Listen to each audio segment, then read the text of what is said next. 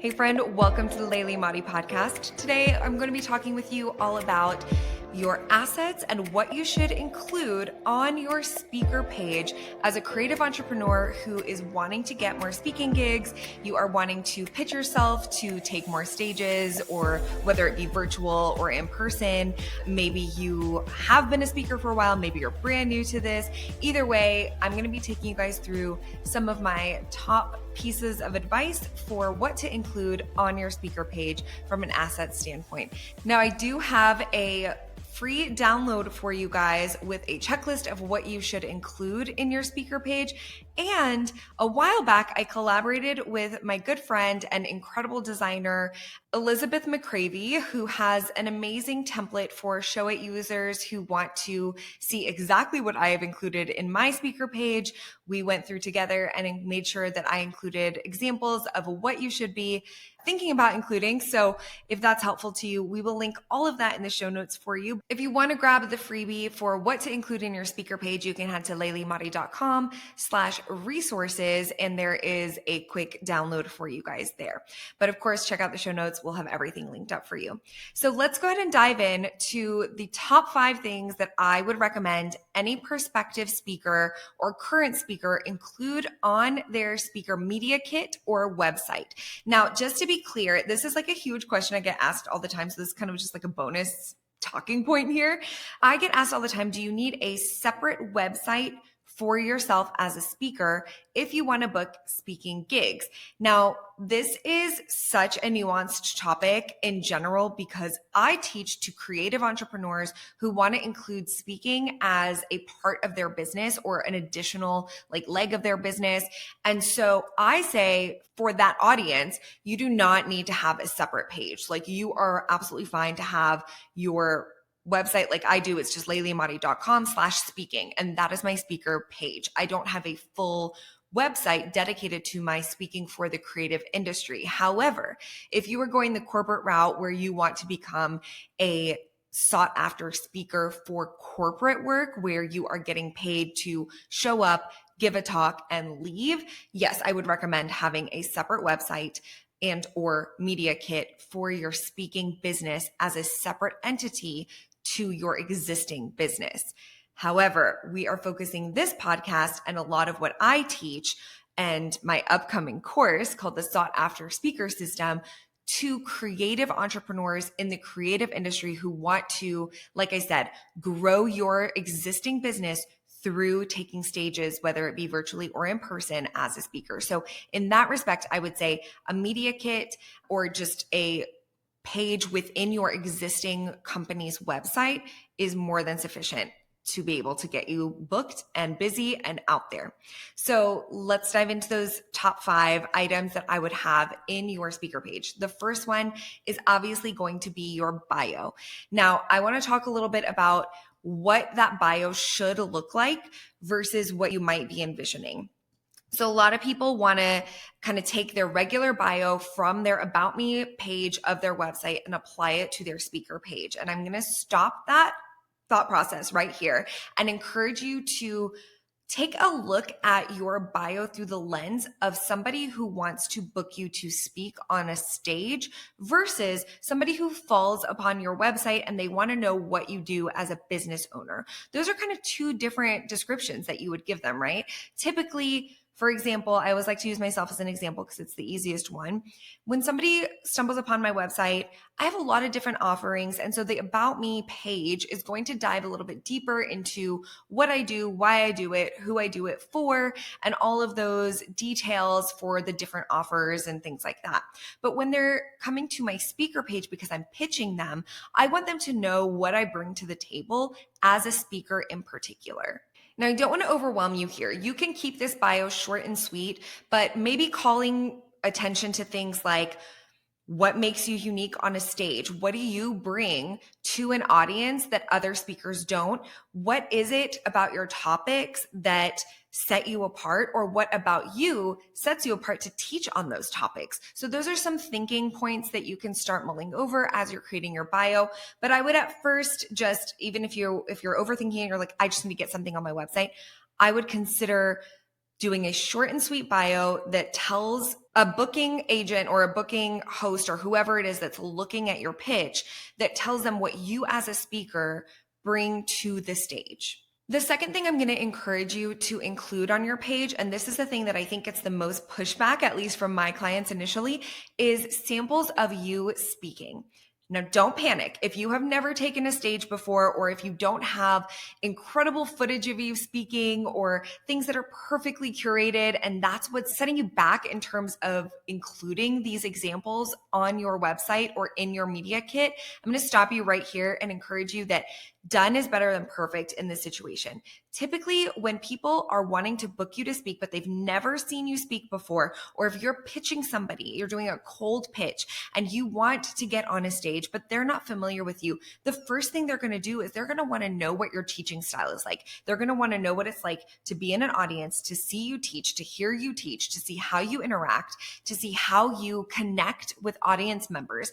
And so I don't really care if the video is perfectly polished and beautifully professional. Obviously, the more you get experience, the better your videos are going to be. The more stages you take, the more high level these things are going to be. The more you charge, the more high level it will be. But in the beginning, when you are trying to get your name out there and get on stages, I just want to know what it's like to learn from you. So an example of past work would be B-roll.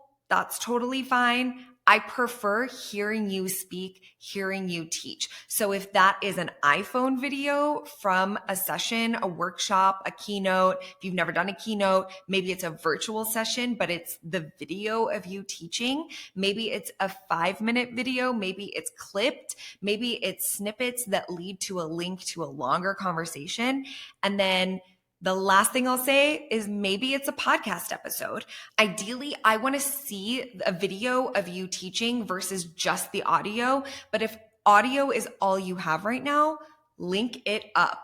Use that audio. It's totally fine. And then as you get video, then you can add it in. So don't overthink this, but put some samples. People like to be able to peruse some sample work and be able to, like I said, get a feel for you. The third thing I'm going to encourage you to do out of these top 5s is put references to previous works. Now, this kind of leads to item 4, which is testimonials. I'm getting a little ahead of myself, but I might as well just knock out 3 and 4 at the same time, actually. So let's do that. References of where you've been. So whether it's like logos, a list, places that have trusted you in the past to take their stage, podcasts, guest appearances in other communities, whatever that is, just showcasing that other people, other hosts have trusted you with their stages, their audiences, their students, their people before. That's awesome. And then one step up is testimonials, which is number 4 in my top 5.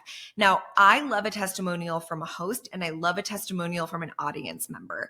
So if you have not been able to procure those things in the past, I would encourage you, think back to any time you've been a guest for somebody and reach out to them. Even if it's been a hot minute, just send them an email and say, hey, I would love to be able to feature my work with your community or my work with your event on my new speaker page. I'd love if you would be willing to share 1 to 3 sentence testimonial about how your audience felt working with me, how you felt working with me, give them some prompts, thank them for their time, and hopefully you'll be able to put those up there. If you have never had the opportunity to like have this kind of email interaction one-on-one, were there any DMs that you got, any comments on a live video that you taught or a live workshop? Is there anything that you can clip? You can think outside the box here. Is there anything that you can clip from that to be able to feature on your site? Just so that, again, people who are coming across your site, your media kit, or your website for the first time, and they're looking at you as a speaker, they're able to see how other hosts and other audience members have perceived you in the past and have been able to learn from you and what they've taken away, any transformations they were able to walk away with, or just their general perception of you, what it was like to work with you, your professionalism, things like that. And last but certainly not least, in fact, this might be one of the most important things that I'll tell you to spend the most time on, is your signature talks or topics.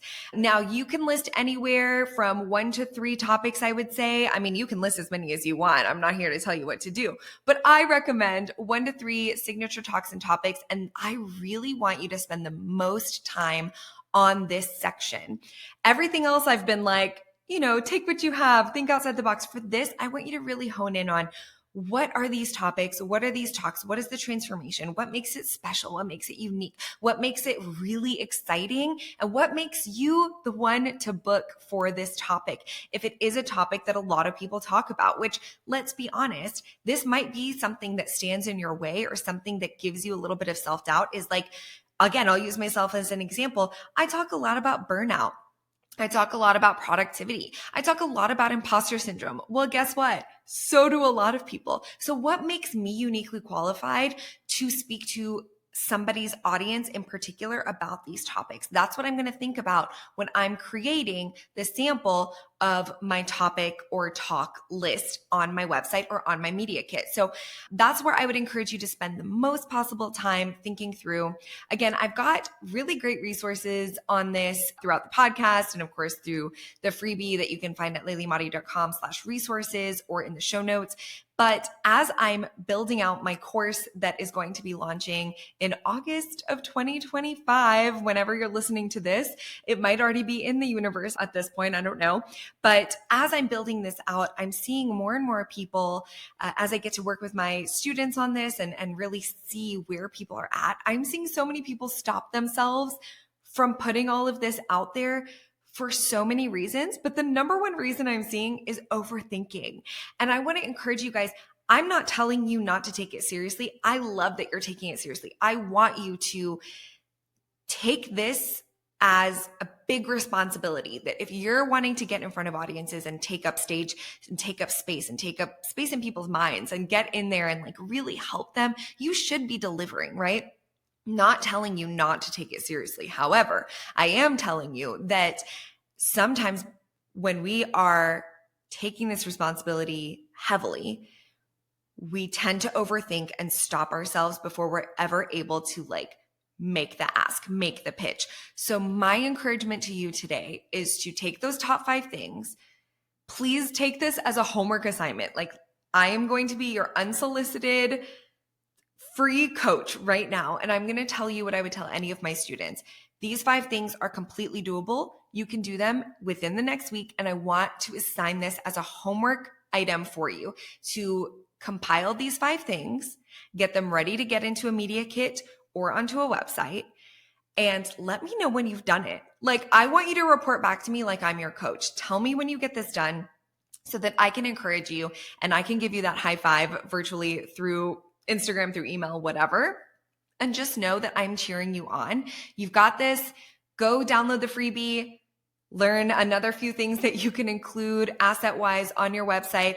But these top 5, these are the non-negotiables. These are the things that you've got to have together before you put yourself out there. And I believe that you can get these things together in the next few days. So you've got this. Keep going, and I'll see you guys on the next episode. Thanks for tuning in to the Laylee Emadi podcast. If you found value in today's episode, it would mean the world if you would leave a review or share it with a friend who's on their journey to becoming an industry educator or speaker. Want more support as you grow? Head to layleemadi.com for free resources and more information on how we can work together. Until next time, keep showing up, keep sharing your voice, and keep leading with purpose.